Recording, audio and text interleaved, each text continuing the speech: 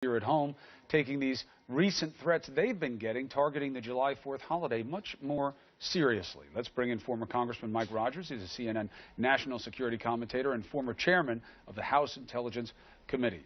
Always good to have you on New Day, sir. Chris, always good to be here. Thanks. So, how do you connect the dots on these? What do you hear about the types of threats that are being received about this weekend and why they should be separated from the norm?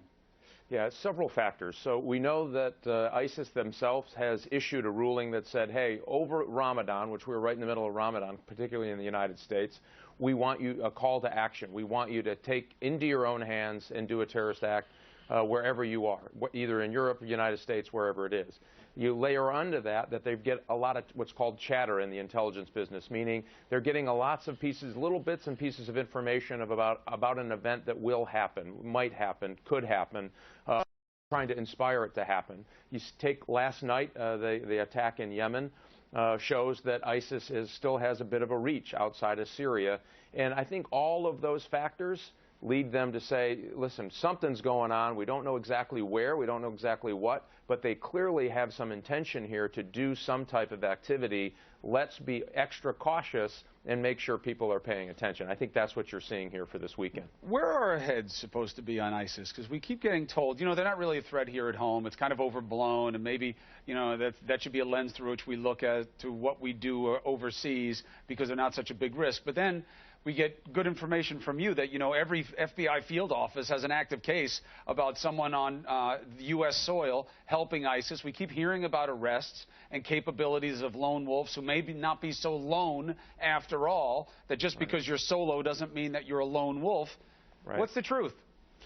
Well, I think it's exactly that. So you have a network clearly in the United States that's raised the attention to every single FBI field office, meaning somebody there has communicated everywhere from Los Angeles to Seattle to Miami to Washington, D.C. to New York City. Somebody has at least connected themselves to an ISIS operative overseas.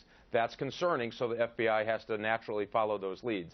What we think is happening is this self-styled attack that has a little bit of coordination. So just because it's one person does not make that person a lone wolf. You can have an operational cell and an attack planned with just one person. And you saw how impactful they were in Tunisia specifically. So what they worry about here at home is, can they get enough information and direct that person to a place where they can cause real violence and death and mayhem? And the answer simply, unfortunately, is yes, that can happen. And that's what they worry about. So other intelligence services, Chris, this is interesting, have said we're taking water over the bow. We have so many leads, so many people are talking about things that concern us. We don't have the resources to make sure that we're on top of all of them.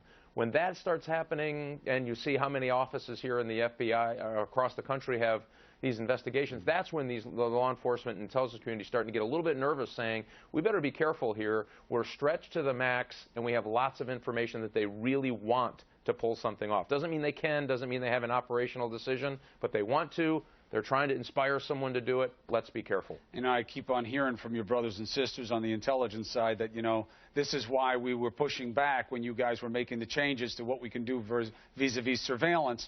But that's a discussion for another day. Right now, you were saying that it doesn't mean that they have the ability to pull them off, but are they hearing, as we keep selling here, more than chatter? Do they believe that there could be something afoot this weekend, that people should be on edge, should be hyper aware with to see something, say something?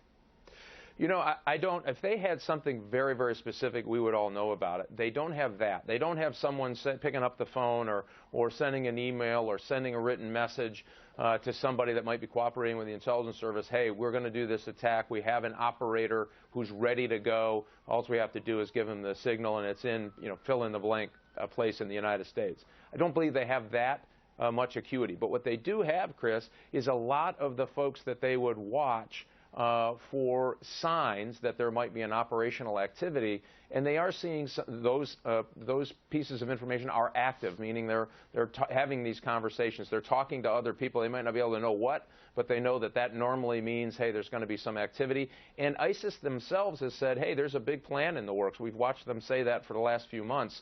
Now, could it have been the Tunisia, France, Kuwait event? Could be, but that's why I think they're being very prudent, saying, hey, listen, All of the signs show that something is afoot here. We don't know what, but let's be really extra careful.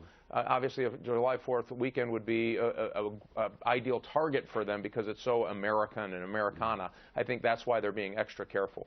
Welcome to the new normal. Mike Rogers, thank you very much for the insight. Appreciated as always.